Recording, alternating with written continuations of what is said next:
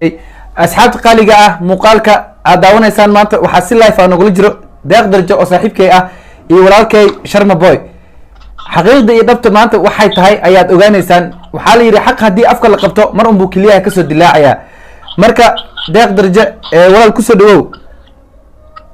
abo waa dhawahay waana ma santahay shubaaba aniga iyo walaalkay Sharmana si toos ku maqalna Sharma Boy walaal ku soo dhawow muuqaalka صاحب معنا ودونا إنه حواي هذا البيو وحيد وحواي بعض البنك أو عاد كله بهاي الصومالي إنه عتي سما قشة أورنتو كوجات وديق مفهمت أنا أسلف الناس صاحب وأنا أسلف جوجنا مركب مهم معه هنا أسلف جوجنا وأبني جينا هاد أوكي هاي براكي حالة في عنتها يوكرو عن جوجنا صح وحواي وأنا كنا نكو ديق أها وحيد ورحنا أو أصير كساب سنة ساق سينه إن شاء الله horta muuqaalkani hadii aan kaliya doobi lahaa bulshada Soomaaliyeed waxay u qaadan lahayd maanta inaan doonayo views aan ku raadinayo ama aan waxba ka ogeyn arrinkan ani horta roobka igu bilowday wuu igu feeray ilaa imaaninka koowaad ilaa imaaninka ugu dambeysay deeq waa garab taagnaa waan isgarab taagnayna waa isla ordaynay balse awoodda gacanteena ka weynaatay heer waxaa la gaaray maanta wax ka muhiimsan ma lahan siduu Sharma noogu soo sheegay deeq nafsadiisa deeqow marka yaan hadal ku sii dheeraanin bal xaqiiqda jirto afkaaga inay ka maqlaan maanta bulshada doonayaan si toos ah adigoona ma taqaanaayo waxna aan ka baqaynin maanta amnigaagu wuu sugan yahay wax waliba dhacana aniga waxaan diyaar u ahay inaan xaq u dhinto walaal marka waxaan rabaa inaad ku socotid oo barnaamijka aad si ma taqaanaayo oo calooshaada waxba ha ku qarsanin intaan wax soo qarinay intaasaa naga badan أبو آدم ما سنتاي أديك أصحاب هذا دمان هرت أنيك ما شاء الله مل أمانة جوا حق بأمانة إيه هاد مي فانتي لكن حقيقة نبتة وحيد ده وحل استعمال استقالة مي فانتي صح كاس نقلت كل كنقطة وين نيرة الجرين لكن واحد نبتة أو ماشي تاجنا واحد هذا اليرة حيس إلاليان درجاسنا هل إن عسكاس أو جود جست kastoo Sharmana ku kalifay inuu baryo tama maanta aniga nafsadeeda adiga waa fadhisay waa joogtay wax walba waa la socotay mi faantay maanta Sharma inuu qof maanta hoos madiisa dhigo mi faantay hata codadka iyo cadeemaha waxa kamid ah inuu dhahayo waa ku bariya ninkaas le kaleeco YouTube ka cada qaado wuxuu leeyahay YouTube waa haysta aniga mi faantay okay aniga Sharma uu idinta walaalkay garab سيء ودفاع أي مفانتي. سو ما أنت مركب ماشي ماذا عليو استاجينا هذا ما تصير نبكي لهان لد مفانتي. تاسع بينا هين. مر قف نيروبي جو أرنتاسي لسه ملهان مفانتي. لكن حقيقة دبته وعيت هاي شاتي على وجهي قاب خلطان الله جمال مفانتي. رنتا شقبابا هذيك ولا سعتا قف والبو نيروبي جو in wax farsamo aan loo adkaanin oo awood loo sheegto mi faanti sax so qof hadda dadka dhan waxa u sheegaa wax walba adiga inaad joogtay maqaatina ka hel waxa dhahdina ay run yihiin mi faanti aray wax program kala ku jirnaa oo soo wacina laakiin dadka waxay xaqiiqsadaan qofka maanta taagnaay wax walba la socdo ina adiga tahay mi faanti sax هذا البدن مر والبفي ما في أنا فعل بدنا في عن مي فانتي أنا جا واحد والبو ما أنت لوسمي مي فانتي أنا مرمنا لكن واحد ذاتك كلي أصحابتنا للجوجي لوسمينا يا أنا وعرونا مي فانتي صح سو مركب وحان كا أصلا أدينا أصحابتي أكمل هدتي إلى لمن هاي مي فانتي صح مروي مركب درتي إنجليزي ساميو أما إدي سو قارم فانتي صح waxaa ka codsana adiga asxaabta bo aadana u maasantiin qaar fara badan loo soo adjugleeyay oo way jiraan laakiin xaqiiqda dhabta waxay tahay qof like ma jiro macna Allah loo aadi karo ma fahanti صح laakiin deeq mid baan ku sheegaya aniga waxaan diyaar u ahay hadii aan maanta Sharma uu maqlaaya hadii aan caaw xaq u dhimanayo wallahi billahi tallahi diyaaraan u ahay in la igu dilo xaq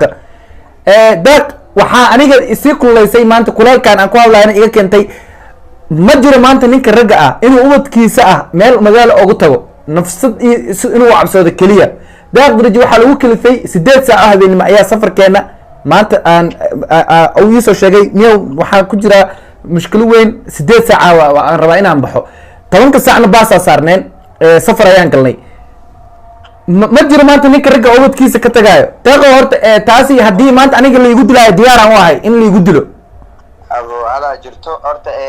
dadkii aniga hore noo isticmaal ma noo isticmaali karo xaqiiqda dhabta oo jirtaa tahay ma fahantay laakiin xaqiiqda dhabta oo taagan maanta waxay tahay haddii aan maanta aniga runta ka hadlooyna aniga dadaa isaameeyeen dhibaateeyeen dhowr qof ay igu dhaheen akoontiga adiga la wareegay adiga ninkaas ku wareejiyay laakiin haddeen idinkaaba iyo dadka Nairobi joogo reer Nairobi oo dhan inta isla joogto siiba xaafadeena wala socdaa ma fahantay xaqiiqda dhabta qaar inay indhaha istirtamaan laakiin xaggaasi xoriyatul qowl ay jiro inuu qofka hadli karo wuxuu sheegi karo ma fahantay anyway waan ku soo wacaa waa sheekaysanayna aboo please yaraayo kula soo hadla aad iyo aad ma santa walaal shukran adi iyo sharmabo hay abu hay waa tahay asxaabta qaaliga ah codkaasi aad si toos ah u maqlayseen waa deeq darja iyo sharma boy asxaabay marka aniga waxaa liigu cambaareeyey oon liigu caynayay maadaama aan mataqaanaayo aan xadgudub sameeyey aan ilaa iyo heer aan caayo hooyadiis waxaa iga keenay deeq darja ma ahan maanta qof aan shalay iyo maanta isbaranay deeq darja waa nin aan isla soo jabnay aan in muddo ah soo wada qaadanay waqti fara badan laga bilaabo 2017 ilaa iyo maanta la joogo waxaa naga dhexeeya xiriir fiican waxaan ahayn dad isla noolaa oo maanta hal guri iskula noolaa waxaan ahayn dad mataqaanaayo isku ceesh ah oon isku shaqo ah waxaan ahayn dad iswalaashaday oo dadka iska dhex walaashaday maanta qof walaalkay ah maanta deeq darja waxaan kaga kalsoonahay mid ay hooyaday aabahay dhaleen deeq darja markii loo xadgudbay xaaskiisa iyo mataqaanaa reerkiisa iyo ninka ragga meel laga soo marinaa jirto afarta shay laga soo marin waxaa waa walaashiisa xaaskiisa gabadho asaga dhalay iyo hooyadiis afartaasi haddii lagaa soo maro waxaa ninka ragga wuxuu ka doorbidaa inuu geeri qaato ama uu dhinto deeq darjo markii lagu kari waayey xagga farsamo iyo cilmi waxaa loo isticmaalay in awood loo isticmaalo dhanka dowladeed loo imaado maanta qof askari ah markuu kuu imaado uu ku xiraayo wuxuu kuula imaanaya waxa la dhaho warrant of arrest dowladda Kenya waxay ogashahay qofka markuu kuu imaado inuu ku xiraayo inuu wato warqad ka socoto dhanka booliska maahan maaho wixii waa agent oo waa in la qabto maaho ama waa wax oo argagixisa dowladda ay argagixiso ku ah oo in dhaqso la qabto haddii dhaqso la qabanaana waxaa lala imaadaa laba gaari oo buuxdo oo askar ah meeshaasi micnaheed waxay ku tusinaysaa in ay arrin halis ah ka taalo deeqo istaaska laga soo dejinayo oo rag askari wadaan askartaasni aan maanta yihiin dad oo maanta dowladda ay u howlgeliso dil iyo waxyaabo lamid ah oo aliga hor keenay waa isku naxay waa fiiriyey waxaan weydiiyey maxaa jiro markaasuu yiri anaa waa kusoo wacayaay kac maadaama wuxuu isleeyahay adiga nafsadaada haddii baxar ku jirto nafsada saaxiibka halis haa gelinin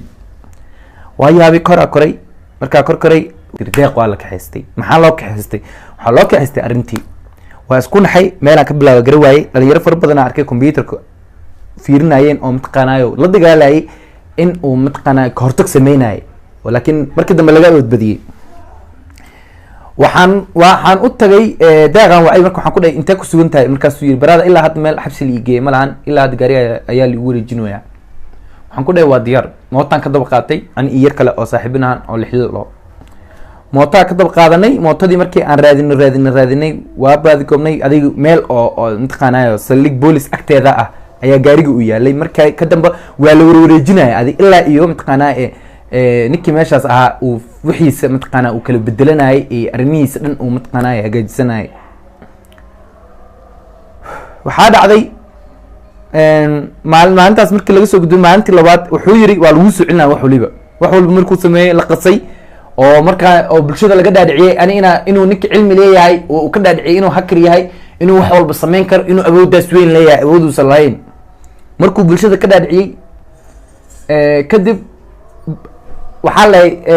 waxay dhawaaq meel dhow dhagax meel dhow dhacaa dhawaaqna meel dheer u dhacaa dadkii ayaa maqleen deeq darji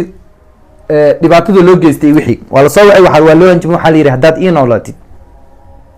isla markii deeq waa isoo wacay wuxuu yidhi brado ninkii meeshaan ahaay ayaa isoo wacay wuxuuna yidhi haddaad ii noolatid waa arki doontaa ani marka waa isku naxay qisooyin fara badanna waa ka hayaa ninka maanta loo soo adeegsado deeq fara badan oo mataqaanaa reer Nairobi dhan ay wada og yihiin. waxaa dhacday inaan raadiyo aan u tago markaasuu yiri deeq shkubaabo waxaan rabaa ani inaan safar aado miyaad iraacaysaa walaalkay waxaan ku yiri diyaar ah inaan ku raaco. waa kasta muuqaalkaasi anagoo joogno mataqaanaa xariiqa qaxootiga si cabsi leh ayaan ku baxnay si cabsi leh ayaan ilaahay mataqaanaa uu nabad noogu geeyay heer marka aan meel askari ah markay marayno oon mataqaanaa aan dad normal iska dhigno anagoo normal ahayn cabsidaasi ayuu mataqaanaa aan ugu tagnay reerkii deeq darjo. kadib deeq wuxuu yiri maalinkaas waa joognay maalin labaad waa joognay deeq marka wuxuu yiri baraada inta taa amni kuma leeyi waxaan jeclaan lahaa inaan sii waxo Soomaali tago qoosi waxa about just waxa one call uu sameeyaa uu dhaha qof hebel ayaa iga soo fakaday hal ii soo qabto hal dib hal igu soo celiyo dan waxa ra'yigaas aan mataqaanaa waa shirnay waa wada qaadanay go'aankaasi deeq uu baxay aniga Nairobi ku soo laabtay. Nairobi markaan ku soo laabtay waxaan gudagalay marka saan ku diri lahaa cunugtiisa riista ah iyo gabadha la dhalatay adi juhdi badan ayaan saarnay si nabada ay gabadhiisa iyo cunugtiisa ugu tageen. deeq darjo musu mudnayn in saas loo galo ma ahan dilaa ma ahan nin argagixisa ah maanta waa wiil yar oo ka qaraabanayo social mediahaasi cilmigiisa iyo tayadiisa soo saarayo soo bandhigayo. Soomaaliyay haddii aan saaxiibkay ama walaalkay maanta deeq saaxiibkay ma waa walaalkay maanta wuxuu taagan yahay heer nin walaalkay ah maxay joodari ayaan soo jiifanay isku saxan ayaan wax ka soo cunay ninkaas walaalkay ah dhibaatada loo geesta haddii noqoto qof aan asaga iyo sinjiidiisa ay inaan ku gardarnahay taas waa meeshiina aad igu soo eedeyseen laakiin waa lii aamusiyey intaa dhan inaan hadlayaa rabay afka cuncunay inaan soo hadlayaa rabay laakiin waxaa la yidhi brother aamus maanta ma ahan maantaad hadlay sida aamus way gaaraysaa xilliga aad hadli doontid haye waayahaan dhahay sidii ayaan mataqaanaa ku aamusay. marka ninka ragga waxaa la ciil wuxuu ka doorbidaa cadaab ciilkaas intaas la eg qofka la gaarsiinayo waa wiil saqiir ah maanta mataqaanaa gadaashiisa taagan tahay cunugiisu dhalay waa waalid waa wiil yar oo dhalinyaro oo maanta noloshiisa ilaahay uu ifiyey oo waalid ah. haddii Soomaaliyay taasi ay mataqaanaa ay wanaagsan tahay in rag lagu qabto ama maanta lagu soo ataagiray heer ilaa asxaabtiisa diyaar ayaan u nahay inaan dhimano waxaan u dhimanaynaa xaqa. ani maanta Nairobi ayaan joogaa cid aan kala gabanaya ma laha runta xaqiiqda jirto maanta qabiil iyo afaarahaas iyo maanta ma taagno maanta waxay taagan tahay qofka kaas kale wuxuu maanta ugu dhimanayaa asxaab ay yihiin darteed anna maanta deeq waxaan ugu dhimanayaa waa nin walaalkay ah waa nin nolosha walaalo naga dhigtay anigu ma kasay walaalaha kuway hooyada aabaha bas dhaleen kuwa waxaa jirta nolosha ay walaalada ka dhigto oo walaalo noqonaysaan asxaabay maanta wax waliba waa loo dulqaadan karaa laakiin ninka ragga ah markuu kaa soo galo dhanka xaaskaaga ah uma dulqaadan kartid wax walba oo dhaco. so waxaan aaminsanahay haddii aad maanta waxba awood aad lahayn oo maanta aad ku tirtid ninkaasi waxaad samayn kartaa inaad social mediaha aad ka report garaysid oo social media ka caago inta idaawanayso ama inta sharaf ii hayso ila dagaalama dagaal ayaan ku jirnaa nala dagaalama dagaalkaasi waxaa waaye social media ninkan kan kali hal shay kali aan ku nacsiin karno waxaa waaye waxaa iga badan adiga 100 qof oo report bas ila bixiso oo isku report aan bixinaa igu filan intaas kaliya maanta wuxuu awood ku sheeganayo waxaa waaye waa social media waa meel aad adiga gaarsiisay waa meel aad adiga follow aad u tahay waa meel aad adiga maanta subscribe ka u buuxisay cause shilin lagu dar ayaa maanta milyaneer lagu noqdaa. soo maanta dagaalkaasi inaad igala qayb qaadatid ayaan jeclaan lahaa xaqa iyo cadaaladana waa dhankiina qofka maanta ha u eexanin hadduu in adeerkaa maclaa yahay balse iska soo qaad nafsadaada haddii adiga lagugu sameyn lahaa ka waran waa mushkilo. intaas ayaa ugu baxaya aad iyo aad aan u mahadsantihiin.